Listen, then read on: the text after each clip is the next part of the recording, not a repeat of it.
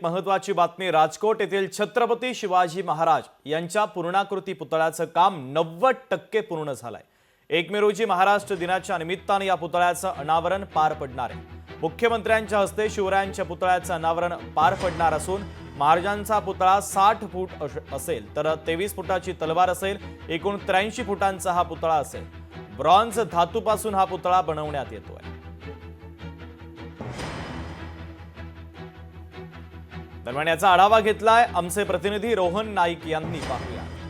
मालवणच्या राजकोट किल्ल्यावर छत्रपती शिवाजी महाराजांचा जो पुतळा आहे त्याचं काम सुरू आहे।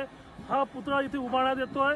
शेवटच्या टप्प्यात काम सुरू आहे। जवळपास 90% काम पूर्ण झालं। मी आता आहे या राजकोट किल्ल्यावर। आपण पाहू शकता युद्ध पातळीवर हे काम सुरू आहे। आज 1 मेचा जो 2025 असेल म्हणजे महाराष्ट्र दिन असेल त्या दिवशी या शिवरायांच्या पुतळ्याचं अनावरण होणार आहे। मुख्यमंत्री देवेंद्र फडणवीस यांच्या हस्ते अशी माहिती समोर येते।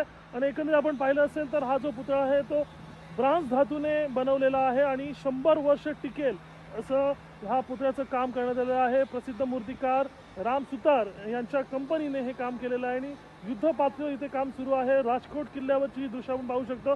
एकंदरीत पाहिलं असेल तर 1 मे या दिवशी महत्त्वाचा पूर्ण दिवस असतो। महाराष्ट्र दिन असतो, कामगार दिवस असतो या दिवशी आणि राज्याचे मुख्यमंत्री मालवणमध्ये येणार आहेत आणि या व्यतिरिक्त अन्य महनीय व्यक्ती राजकीय कारणातल्या सुद्धा इथे येणार आहेत आणि या छत्रपती शिवाजी महाराजांच्या पुतळ्याचं इथे अनावरण होणार आहे। कॅमेरा पर्सन योगेशचा रोहन नाईक, लोकशाही मराठी, सिंधुदुर्ग। लोकशाही मराठी ऐका, पहा, जागरूक रहा।